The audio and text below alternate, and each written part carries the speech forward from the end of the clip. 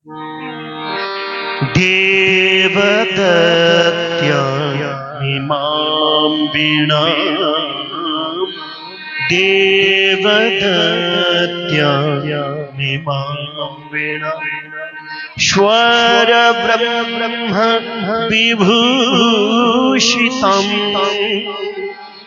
मूर्छयित्वा हरिकथाम् गायमानश्चराम्यहम् देवदत्यामिमां। তাই নারদজি ব্যাসজিকে বলছেন যে হে ব্যাসজি, দেখো এই বীণা দিয়ে আমি ভগবানের নাম গুণগান করি আর বিচরণ করি। এইখানে নারদজি ব্যাসজি চতুর্শ্লোকী রূপী, যে চতুর্শ্লোক রূপে যে ভাগবত 4 শ্লোকে যে ভাগবত, মূল ভাগবত, সেই ভাগবতকে প্রদান এই দিব্য জ্ঞান। সেই দিব্য জ্ঞান হলো অহমেবাস্মি নান্যৎ যৎ সৎ পরম পশ্চাদহম যদিত্তচ্চ यो वशिष्येत सुष्ময়ঃ ঋতের্থম যৎ প্রতীয়েত না প্রতীয়েত চাত্মনি তদ বিদ্যাদাত্মনো মায়া যথা ভাসো যথা यथा महांति भूतानि भूतेषु चावचेष्वनि प्रविष्ठानि नातेषु एतावदेव जिज्ञासं तत्त जिज्ञासनात्मनः अन्वय व्यतिरेक्याभ्याम यत्सात् सर्वत्र এই চতুর্শ্লোক 4 শ্লোক প্রদান করলেন নারদজি, প্রদান করে চলে। এই 4 শ্লোককে নিয়ে ব্যাসজি কি করলেন? 18,000 শ্লোক রূপে পরিণত করলেন। এই 4 শ্লোকের যে ব্যাখ্যা, এই 18,000 শ্লোক রূপে লিখলেন। এবার যখন লিখলেন, শ্রীমদ্ ভাগবত মহাপুরাণের নির্মাণ করলেন। এবার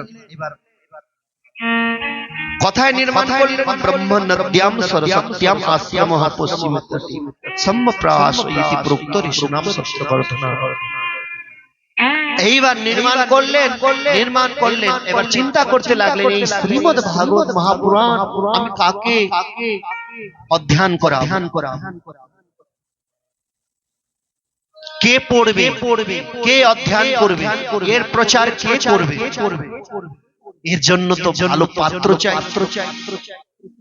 এবার ভালো জিনিস রাখতে গেলে ভালো পাত্রের প্রয়োজন রয়েছে। সেই পাত্র আমি কোথায় পাবো? সংসারে দেখলেন কোথাও নেই।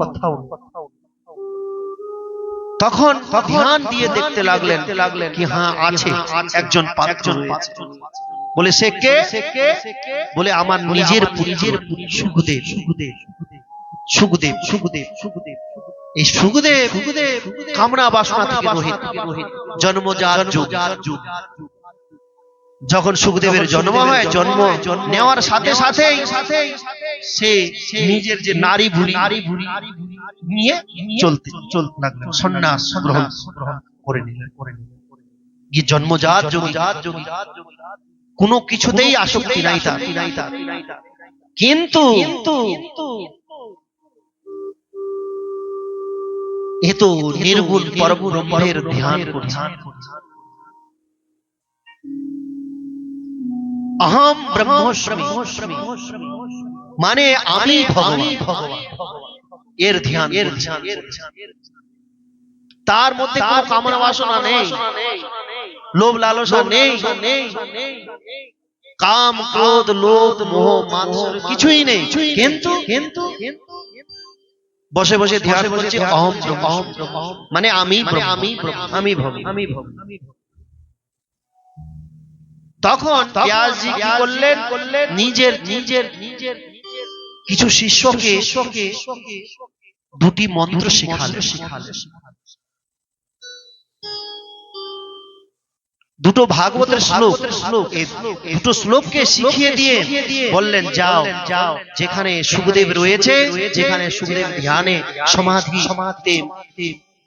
বসে রয়েছে, সেখানে গিয়ে তোমরা দুটো শ্লোকের গুণগান করো। ব্যাস শিষ্যগণ সেই স্থানে গিয়ে গুণগান করতে লাগলেন। বড়হ পীড়ম নটবর বপুহু কর্ণयो कर्णिकारं बिभ्रद्वासः कनक कपिशं वैजयन्ती च मालम् रन्ध्रान वेणुरधर सुधया पूरयन् गोपवृन्दे बृन्दारण्यं सपदरमणं प्राविशत् केतकीर्तिः। বর্ণন করতে লাগলেন, বড়হা পীরম নটবর বপুহু কর্ণयो কর্ণিকারম। ভগবানের মস্তকে সুন্দর মুকুট, সে মুকুটটা কিসের দ্বারা বলে ময়ূর ময়ূর পাখা, ময়ূরের পাখা দিয়ে, ময়ূরের এত সুন্দর ভগবান এত সুন্দর কুণ্ডল ধারণ করেছেন, কখনো ফুলের কুণ্ডল বানিয়ে পড়ে, এত সুন্দর লাগে। ভগবানের হাতে বাঁশি, সুন্দর মধুর বাঁশি শুনতে এত ভালো লাগে। সুন্দর বসন পরিয়েছেন যশোদামা এবং গোপীগণ ভগবানের গুণগান করছেন। এইভাবে যখন বর্ণনা করছেন ব্যাস শিষ্যগণ, সুখদেব এই কথা শুনে, এই বর্ণন শুনে সমাধি থেকে জেগে গেলেন, জাগ্রত বলে, ভাই ভগবান এত সুন্দর। ও তো নিজেই ব্রহ্ম বলে মনে করেছে, বলে ব্রহ্ম এত সুন্দর, ভগবান এত সুন্দর।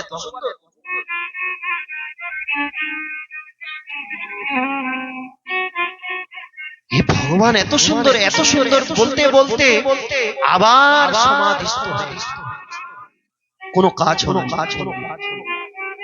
ব্যাস শিষ্যগণ যখন দেখলেন এই শ্লোক শুনিয়ে তো আবার শ্লোক শুনে তো জাগ্রত হলেন, কিন্তু আবার সমাধি আবার চোখ বন্ধ করে ভগবান মানে ধ্যানে বসে তখন দ্বিতীয় শ্লোক বলতে লাগলো, अहो बकियम स्तनकाल कुटम जिघांसया पाय यदज्ञ साध्वी लेभे गतिम धातृचिताम ततोन्यम कंबा दयालु शरणम व्रजे। अहो बकियम, বকাসুরের বোন পুতনা বাচ্চাদের কে, ছোট ছোট বাচ্চাদেরকে চাবিয়ে খেত, বাচ্চাদের রক্ত পান, কাঁচায় মানে চাবি বাচ্চাদের বালঘাতি পাপিনী। সেই পুতনাকে কি করেছে ভগবান? মাতৃগতি প্রদান বলে, ভগবান এত দয়ালু। কেন করেছে? বলে যাই হোক না কেন, পুতনা তো আমাকে দুগ্ধ পান করাতে এসেছে, মায়ের কাজ করতে এসেছে, স্তনে তো আলকুট বিষ লাগিয়ে এসেছে ভগবানকে মারার জন্য। কিন্তু যাই হোক না কেন, পুতনা আমার মায়ের কাজ করতে এসেছে, আমি কি গতি প্রদান করব? ভগবান বলে কি গতি প্রদান? বলে মাতৃগতি দিয়েছিলেন। মা যশোদাকে যে গতি দিয়েছিলেন, সেই গতি প্রদান করেছেন। বলে ভগবান এত দয়ালু, দয়ার সাগর, হায় হায় আমি কার ধ্যান করছি? আমি নিজেকেই তো মনে হয় সর্বনাশ, নিজের সর্বনাশ নিজেই করছি। ভগবান দেখতেও সুন্দর, আর ভগবান পরম দয়ালু, কোথায় পাবো আমি? তখন ভগবানকে দেখার জন্য বেচেন হতে লাগলেন।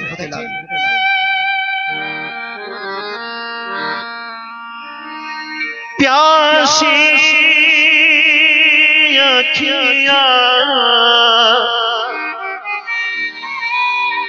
हरि दर्शन की प्यासी अखियाँ हरि दर्शन की प्यासी हरि दर्शन की प्यासी प्यासी अखियाँ प्यासी रे हरि दर्शन की प्यासी अखियाँ हरि दर्शन की प्यासी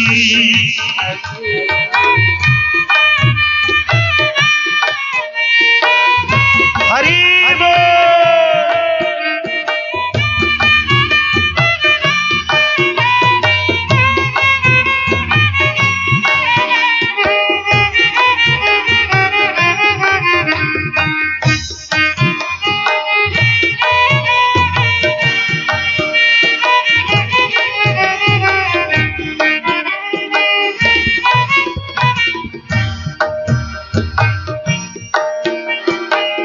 केसर तिलक मोती की माला केसर तिलक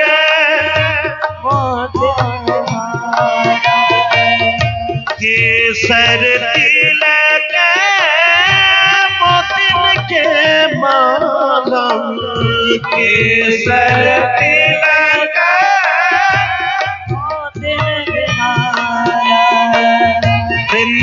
वृंदावन के वासी वृंदावन के वासी अखियाँ हरि दर्शन के प्यासी अखियाँ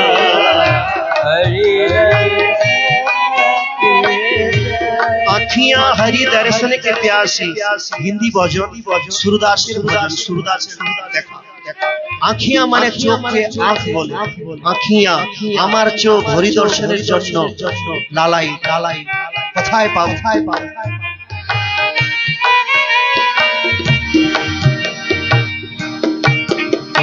नेह लगाए तृण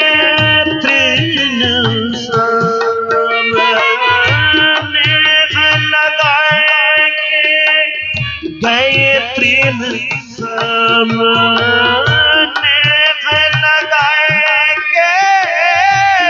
गए तृण सम डारी गए गल फांसी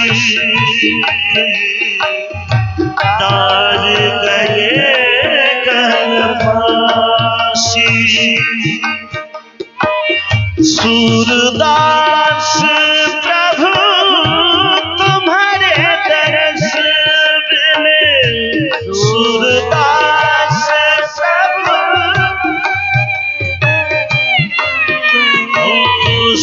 सूरदास स्वामी तुम्हारे तरस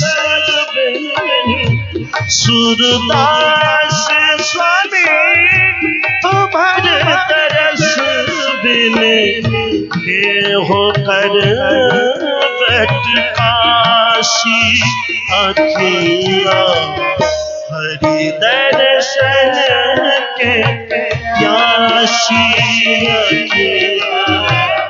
हरि दर्शन के प्यासी अखियाँ हरि दर्शन के प्यासी अखियाँ हरि दर्शन के प्यासी अखियाँ हरि दर्शन के प्यासी बोलो भक्तवत्सल भगवान की जय। তখন সুখদেব মহারাজ বলতে লাগলেন সেই ব্যাসের শিষ্যগণকে, ভাই তোমরা এত সুন্দর সুন্দর শ্লোক কোথায় পেয়েছো? বলে ভগবান দেখতেও সুন্দর আর ভগবান পরম দয়ালু। পুতনা রাক্ষসীকে ভগবান মাতৃগতি প্রদান করেছে। আরে এই শ্লোক কে নির্মাণ করেছে? বলে তোমার পিতা ব্যাসদেব। বলে এরকম আরো শ্লোক রয়েছে, 18,000 শ্লোক তোমার পিতা ব্যাসজির কাছে রয়েছে। তুমি চলো, তুমি যদি শিখতে চাও, যদি শ্রীমদ্ ভাগবত মহাপুরাণকে তুমি পেতে চাও, শিখতে চাও, অধ্যয়ন করতে চাও, তোমার পিতার কাছে চলো। তখন পিতার কাছে আসলেন শ্রী সুখদেব মহারাজ। এসে এই ভাগবত শিক্ষাকে লাভ করলেন। ভাগবত শ্রীমদ্ ভাগবত মহাপুরাণ অধ্যয়ন করলেন।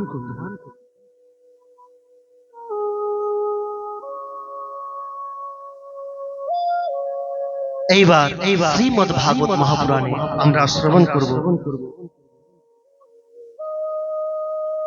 মহাভারতের কিছু কথা।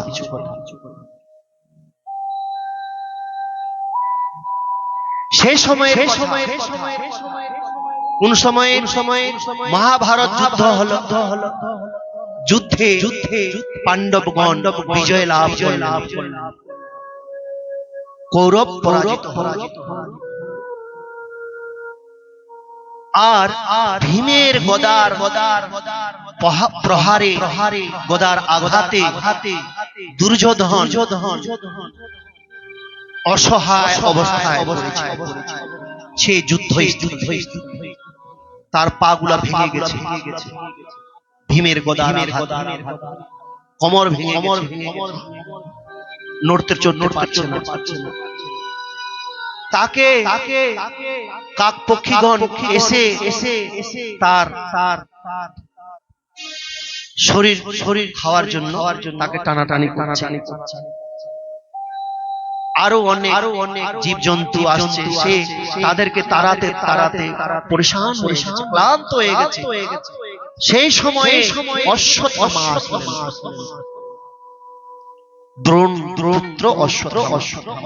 দুর্যোধনের এসে বললেন, মিত্র আজকে তোমাকে অসহায় অবস্থায় পড়ে থাকতে হতো না যদি আমার কথা শুনতে। দুর্যোধন কেন? বলে দেখো তুমি একবারের জন্য আমাকে সেনাপতি পদে বরণ করলে। আরে আমি অমর, আমাকে কেউ মারতে পারবে না, আমি 4 যুগের অমর। অশ্বত্থামা বলতে লাগলো, তুমি সেনাপতি রূপে বরণ করেছিলে পিতামহ ভীষ্মদেবকে। পিতামহ ভীষ্মদেব তো পাণ্ডবদের সাথে প্রেম রাখতেন, পাণ্ডবদেরকেই ভালোবাসতো, অর্জুনকে ভালোবাসতো, যুধিষ্ঠিরকে ভালোবাসতো, নকুল সহদেব ভীমকে ভালোবাসতো। কি করে মারবে তাদেরকে? ইচ্ছা করলে সে মেরে দিতে পারত, কিন্তু না, মারে না। তোমার সাথে কপট করেছে, নিজে মরেছে, কিন্তু পাণ্ডবদেরকে সে মারে না। আরে তুমি সেনাপতি পদে বরণ করেছো আমার পিতা, আমার নিজের পিতা দ্রোণকে। আরে আমার পিতা দ্রোণের মুখে আমি কতবার, সহস্রবার শুনেছি পাণ্ডবদের গুণগান। যুধিষ্ঠির এত সুন্দর, এত সুশীল, অর্জুন এত সুন্দর, এত ভালো, তাদের গুণগান করতাম, তাদেরকে ভালোবাসতো। কি করে আমার পিতা দ্রোণ তাদেরকে মারবে? তুমি ভুল করেছো, আমার পিতা সেনাপতি পদে বরণ করে ভুল করেছো। তারপরে তুমি কর্ণকে সেনাপতি পদে বরণ করেছো, সেনাপতি কর্ণকে বরণ করেছো। কর্ণ তো পাণ্ডবদের ভাই, কি করে মারবে? পঞ্চপাণ্ডব। তারপরে কৃপাচার্য, সবাই এরা পাণ্ডবকে ভালোবাসে, যুধিষ্ঠিরকে ভালোবাসে, অর্জুনকে ভালোবাসে, ভীমকে ভালোবাসে। তুমি ভুল করেছো। তখন দুর্যোধন বললেন, এখনো সময় আছে, এখনো যুদ্ধ সমাপ্ত হয়নি মিত্র। যা তোকে তিলক করে দিলাম, তোকে সেনাপতি পদে আমি বরণ করলাম, যা পাণ্ডবদেরকে মেরে তিলক করে দিলেন। তখন অশ্বত্থামা হাতে খড়গ নিয়ে অস্ত্র নিয়ে যেতে লাগলেন পাণ্ডব শিবিরে গিয়ে কি করলেন? দ্রৌপদী পাঁচ পুত্রকে হত্যা তাদের মস্ত শরীর থেকে আলাদা করে নিয়ে আসলেন।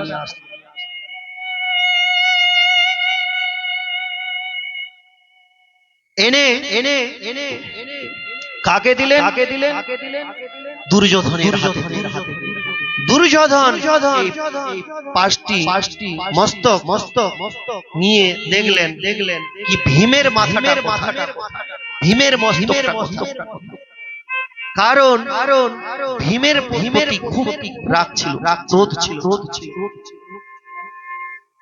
এবার ভীমের মাথা, যে ভীম পুত্র ছিল পাণ্ডবের পাঁচ পুত্র, যে ভীমের পুত্র, ভীমের মতো দেখতে, সেই মাথাটা নিয়ে যখনই চাপ দিলেন সেই মাথাটা গলে গেল অতি সহজে ভেঙে চুরচুর হয়ে গেল।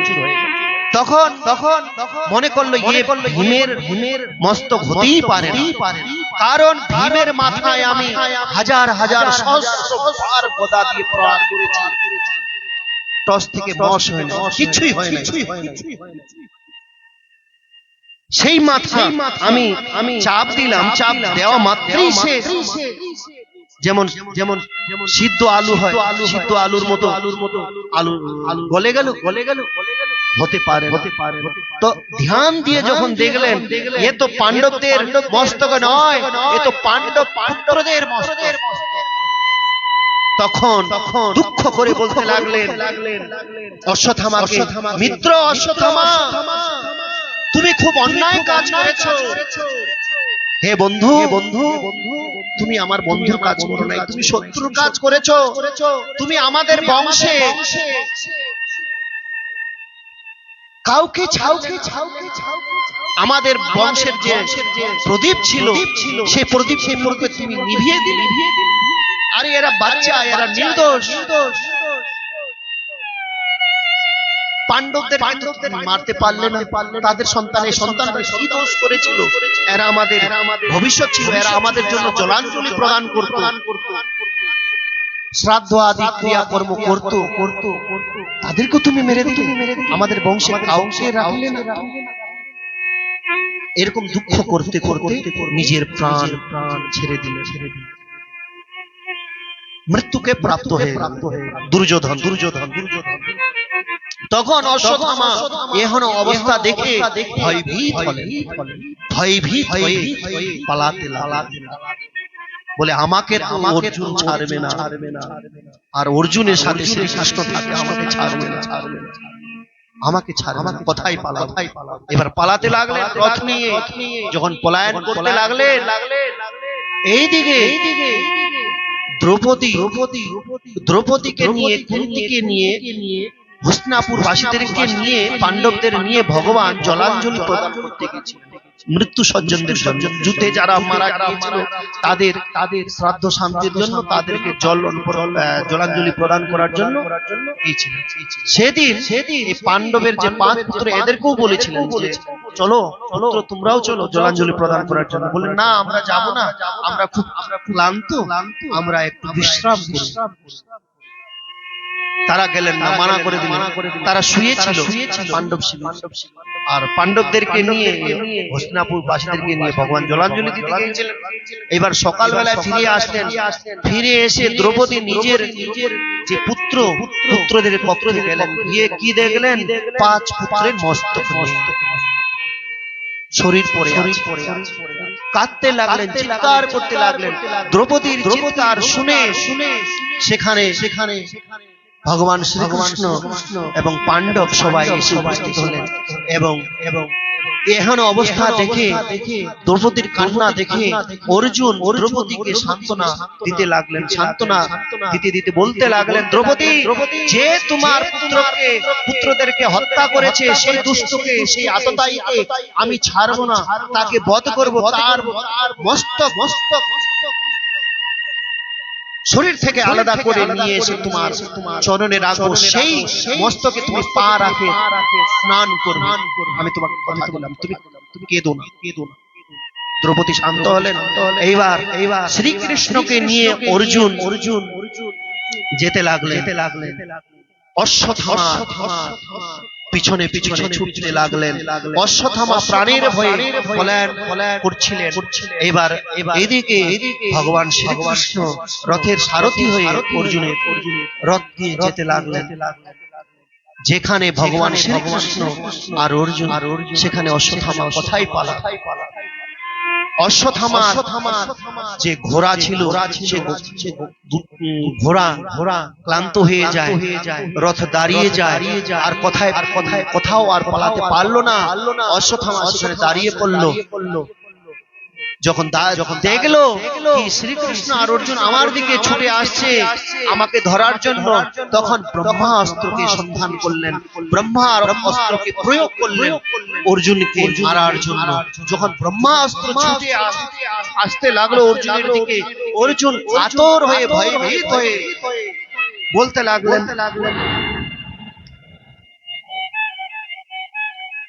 পাহি পাহি মহায়োগ কৃষ্ণ কৃষ্ণ মহাবাহো, কৃষ্ণ কৃষ্ণ মহাবাহো ভক্ত নাম ভয়ঙ্কর, त्वमेको देह माना नाम पवर्गसी संस्कृति। बोले हे कृष्ण, हे जगतेर पिता, हे सृष्टिकर्ता, हे पालन कर्ता, हे संहार कर्ता, हे प्रभु रक्षा करो, प्रभु रक्षा करो, प्रभु आमार दिके जे भयंकर अग्निर ज्वाला जे अग्नि युक्त जे आसছে आमार दिके, ये की आसছে আমি বুঝতে পারছি না প্রভু, আমাকে জ্বালিয়ে পুড়িয়ে হয়তো ছাই করে দিবে এই অগ্নির জ্বালা।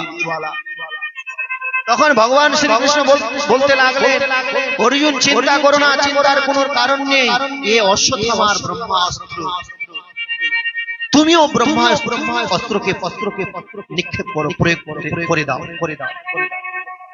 তখন অর্জুন ভগবানকে পরিক্রমা করে সেই ব্রহ্মাস্ত্রকে সন্ধান করলেন, সেই ব্রহ্মাস্ত্র প্রয়োগ, অর্জুনও ব্রহ্মাস্ত্র প্রয়োগ করলেন। যখন ব্রহ্মাস্ত্রকে প্রয়োগ করলেন অর্জুন, এই দুই ব্রহ্মাস্ত্রে ঘমাসাম যুদ্ধ হতে লাগলো। এই দুই ব্রহ্মাস্ত্র যখন যুদ্ধ হতে লাগলো, প্রলয় কালীন শব্দ হতে লাগলো। সমস্ত দেবতা সমস্ত ঋষি মুনি ভয়ভীত হয়ে গেলেন, এই পৃথিবী প্রলয় হয়ে যাবে নাকি, চিন্তা করতে লাগলেন। তখন ভগবান শ্রীকৃষ্ণ সমস্ত দেবতাদের ভয়ভীত দেখে, সমস্ত ঋষি মুনিদের ভয়ভীত দেখে বললেন অর্জুনকে, হে অর্জুন, তুমি এই ব্রহ্মাস্ত্র, দুটো ব্রহ্মাস্ত্রকেই তুমি ফিরিয়ে নাও। কারণ অর্জুন সেই বিদ্যা জানত, ব্রহ্মাস্ত্র যে ফিরানোর যে বিদ্যা গুরু দ্রোণাচার্য শিখিয়েছিলেন অর্জুনকে, কিন্তু অশ্বত্থামাকে, নিজের পুত্র অশ্বত্থামাকে শেখাননি। দ্রোণাচার্য শিষ্যকে শিখিয়েছিলেন অর্জুন। তখন অর্জুন দুই ব্রহ্মাস্ত্রকে ফিরিয়ে নিলেন। ফিরিয়ে নিয়ে কি করলেন, সেই অশ্বত্থামার কাছে গিয়ে অশ্বত্থামার চুলের মুখ ধরে চুল ধরে পশুর মতো বেঁধে রথে চাপাবেন। সে সময় ভগবান শ্রীকৃষ্ণ বললেন, হে অর্জুন, তুমি না সংকল্প করেছো, প্রতিজ্ঞা করেছো, তুমি অশ্বত্থামাকে প্রাণে মেরে দিবে, তাকে তুমি বাঁচিয়ে রাখবে না, তুমি মেরে দাও। এ আততায়ী, একে মারলে কোন রকমের পাপ হবে না, কোন রকমের পাপ লাগবে না। এ আততায়ী কেন বলা হলো, অশ্বত্থামা সে ঘুমন্ত অবস্থায় বাচ্চাদের হত্যা করেছে। আততায়ী তাকেই বলে যে 5 প্রকারের পাপ। কেউ যদি শয়ন অবস্থায়, ঘুমন্ত অবস্থায় কাউকে মেরে দেওয়া পাপ, বাচ্চাদেরকে হত্যা করা মহাপাপ। তারপরে যুদ্ধ করার সময় কোন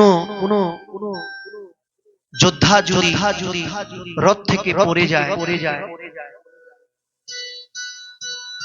এবং শরণাগত যদি হয় তাকে মারা যাবে, কোন শরণাগত যোদ্ধাকে মারা যাবে, মহাপাপ না, তাকে ছেড়ে দিতে হবে। সে আপনার শত্রু, কিন্তু শত্রু হলেও সে আপনার কাছে শরণাপন্ন যদি হয়ে যায়, না আমাকে মারবেন না, আমি আপনার শরণ গ্রহণ করছি, মারতে পারবেন না। স্ত্রীদের মারতে নেই, হত্যা করতে নেই, মহাপাপ। পাগলকে মারতে নেই, মত্ত পাগল। এই 5 রকমের পাপ যারা করে তারা মহাপাপ। ভগবান শ্রীকৃষ্ণ বলেন একে মারলে কোনো পাপ নেই, মেরে দে। মহাপাপ নিষ্পাপ বাচ্চাদেরকে হত্যা করে মৃত্যুদণ্ড। অর্জুন বললেন না, আমি মারব। কারণ ভগবান শ্রীকৃষ্ণ এই জন্যই বলছেন, কুরুক্ষেত্রে যুদ্ধে যে 18 অধ্যায়ে গীতা যে প্রদান করেছিলেন, গীতার জ্ঞান প্রদান করেছিলেন, আজকে পরীক্ষা নিচ্ছেন ভগবান পরীক্ষা কি মেরে দে। কিন্তু অর্জুন পরীক্ষায় পাস হয়ে গেলেন, মারলেন। বলে আমার বড় দাদা যুধিষ্ঠির মহারাজ তিনি রাজা, আমি কে? আমি তো তার দাস, তার ছোট ভাই। যা নির্ণয় করবে রাজা আমার দাদা নির্ণয় করবে। নিয়ে গেলেন। পাণ্ডব শিবিরে যখন নিয়ে গেলেন, দ্রৌপদী দেখে অশ্বত্থামাকে বদ্ধ অবস্থায় দেখে বলে, মুচ্যতাম ব্রাহ্মণ নিতরাম। হে পতি, হে স্বামী, ছেড়ে দাও অশ্বত্থামাকে ছেড়ে দাও, এ আমাদের গুরুপুত্র, এ ব্রাহ্মণ।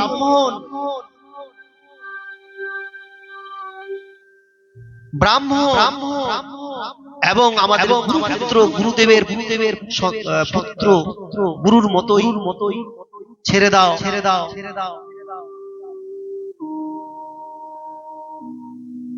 দ্রৌপদীর দয়ার দ্রৌপদীর পুত্রদেরকে হত্যা করেছে অশ্বত্থামা, আর অশ্বত্থামাকে বেঁধে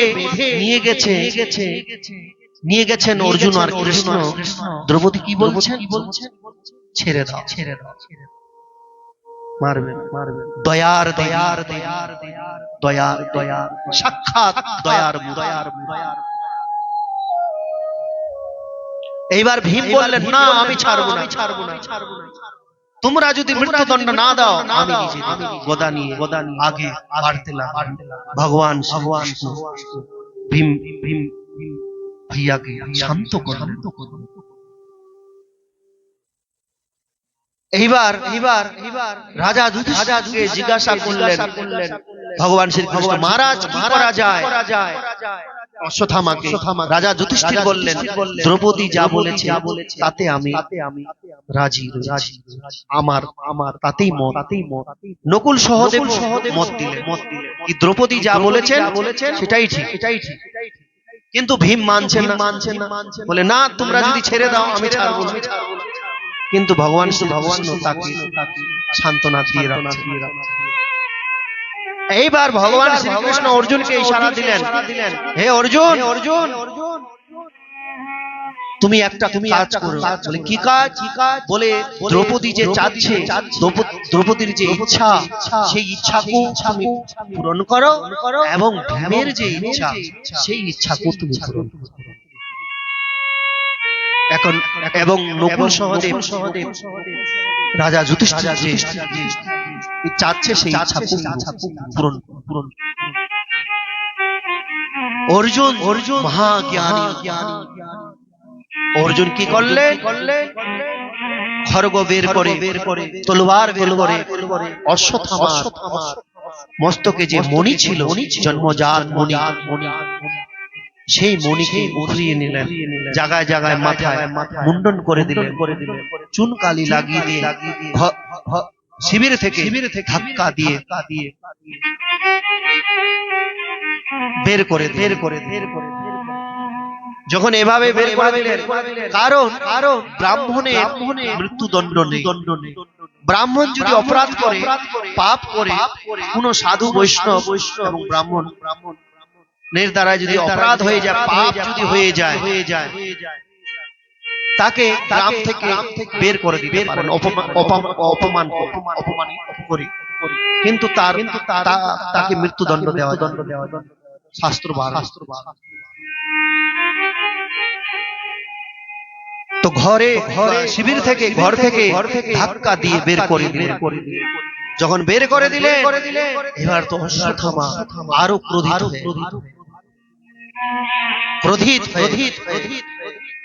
মনে মনে প্রতিজ্ঞা করল, আমি পাণ্ডব বংশের কাউকে ছাড়ব,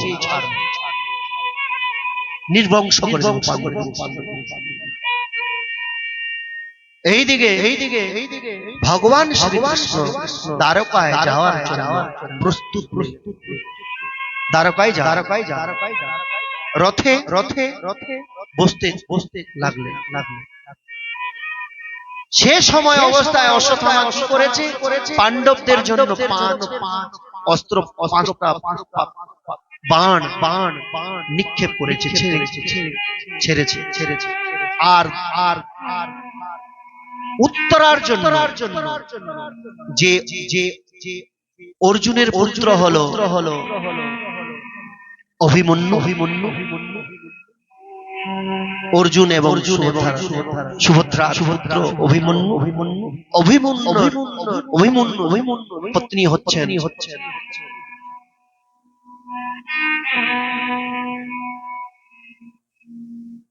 অভিমন্যুর পুত্র হলো